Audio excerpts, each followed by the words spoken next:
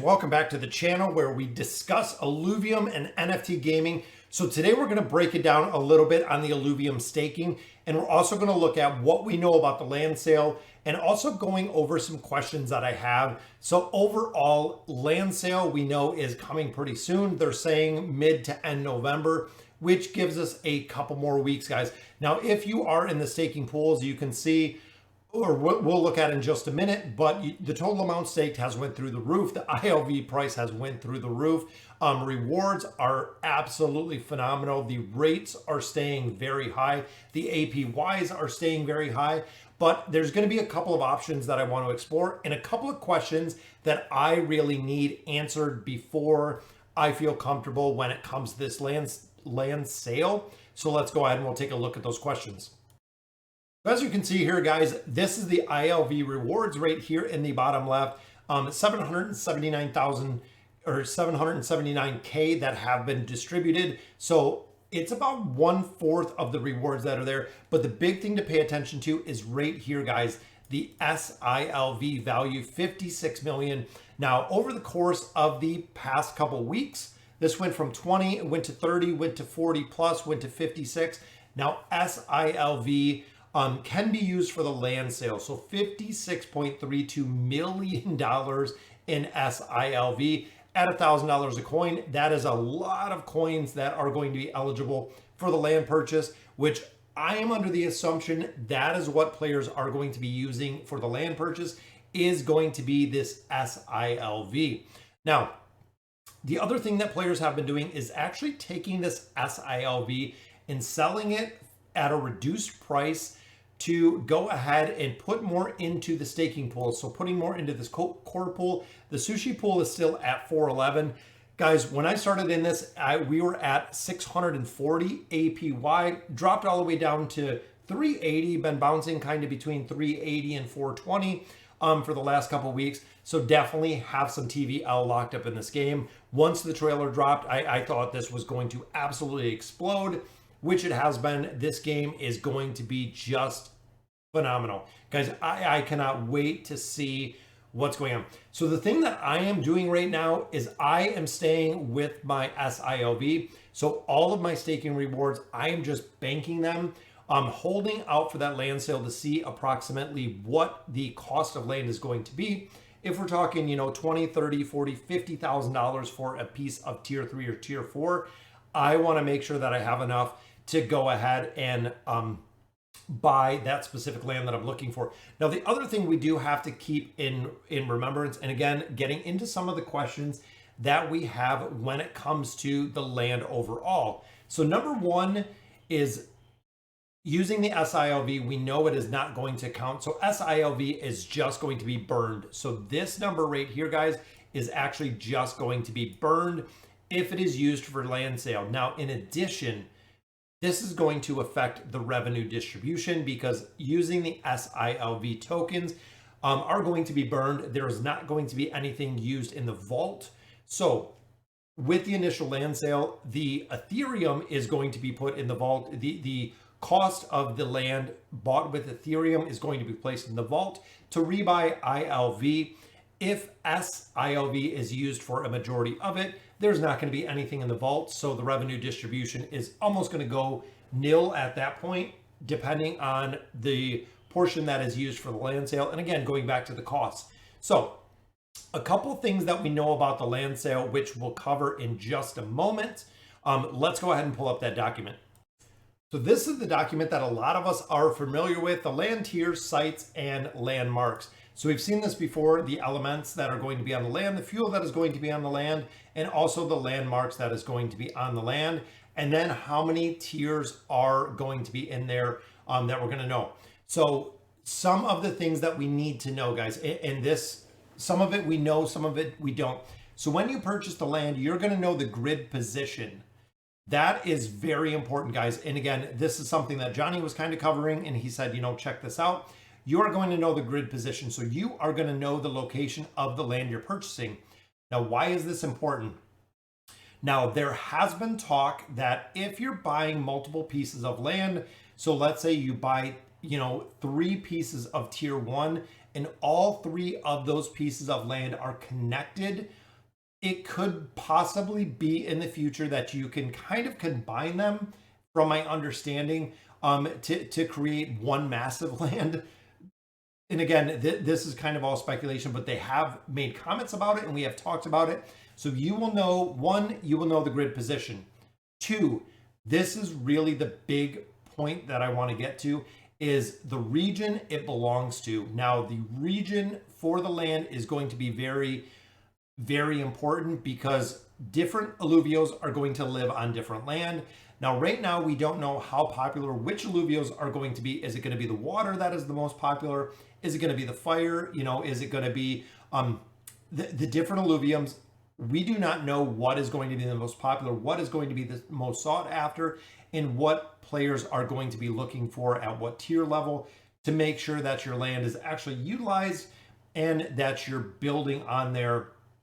Now, you do not know the exact site. Now, we will not know the exact site that are on the land or the position of the sites on the land.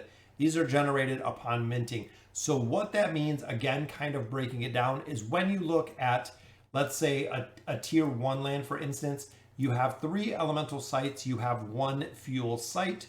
So you're going to get 3 random elementals. It could be 3 carbon, it could be 3 silicon, 3 hydrogen, could be 1 of each, which would be awesome. Then you will randomly get 1 fuel upon minting.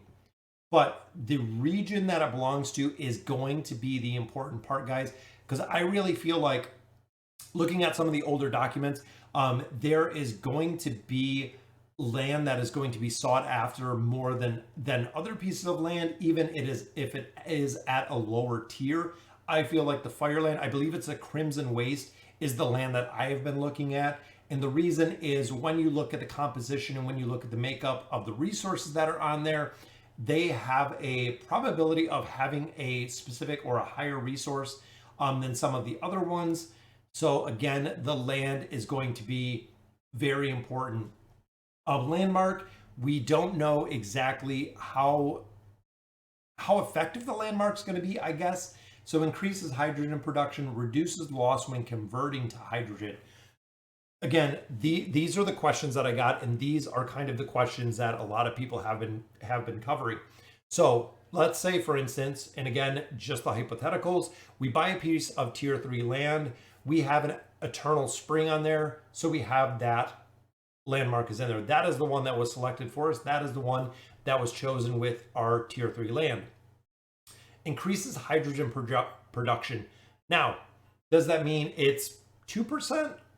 5%, 10%, 50%?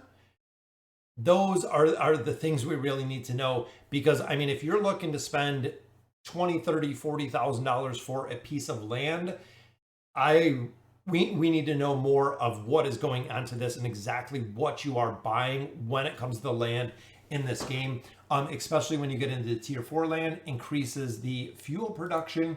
The other big thing to remember is with the fuel is really the key part that is going to be feeding into the main game. Alluvium 0 is the mini game in a sense. It is another part. It's kind of the feeder for Alluvium. And again, that's what a lot of players, I don't think, realize, that it is 2 separate games, essentially, with the same end goal. Now, again, looking at this fuel, increases the fuel production.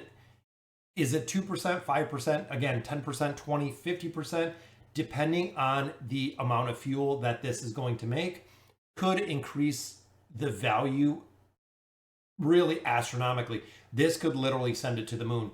For instance, if I got Falling Star and I increased, Solon production, and Solon ends up just by random RNG, it is the most popular fuel and the most required fuel of the game.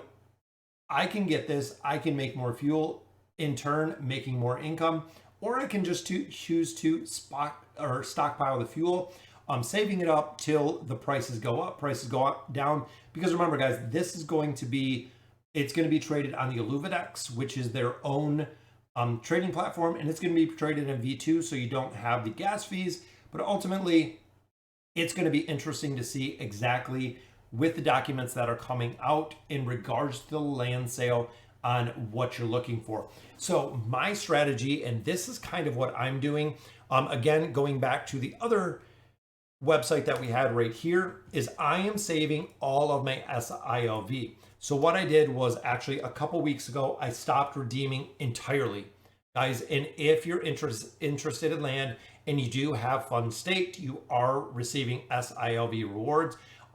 I am just saving that. I literally am just stockpiling my sILV and rewards, because my thought is, one, if I don't have enough sILV, there's a possibility that I could swap some Ethereum to sILV to go ahead and pick some of those up. Now, one of the things to remember is when you're swapping the sILV, it's on the secondary market. They've actually created a secondary pool. So there is no guarantee you're going to have any liquidity at all when it comes to sILV. You might go to do the trade and there is no liquidity and you cannot pick up any more sILV tokens, meaning that you're kind of SOL if you're short on sILV and you want to buy more to go ahead and purchase the land at the cost that you need to. It will not be an option. So you have to be really careful with that.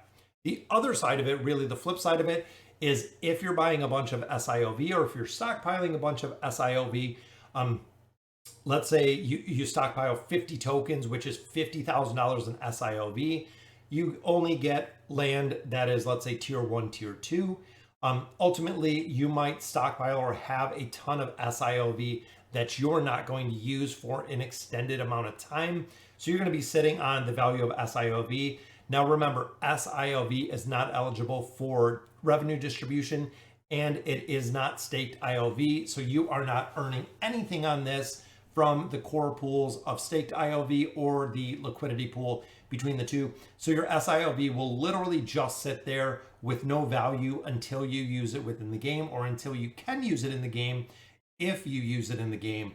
But then again, you can always take it, you can sell it back to the liquidity pools that we've seen before. And I'll show you right here, the liquidity pools, there's actually a couple of them right here. Right here, this is sILV. So this is sILV. So depending how many tokens you have, and you can see what the slippage kind of is on this and what it comes out to. So if I have one sILV token, we have one sILV token, which we know right there, the token is worth $1,000. So 1,007, so about $1,000. But looking at the Uniswap, I can swap an sILV to and we want to do it to Ethereum.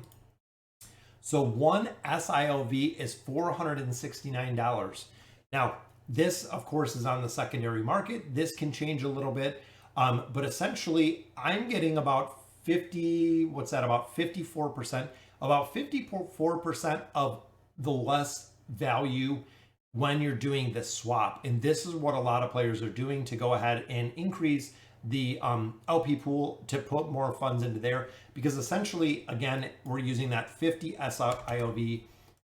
So 50 sILV right here is $50,000. If it is linked to the ILV, they have the same token, or they have the same value, that would be $50,000. To redeem this, you're getting $23,000 out of that.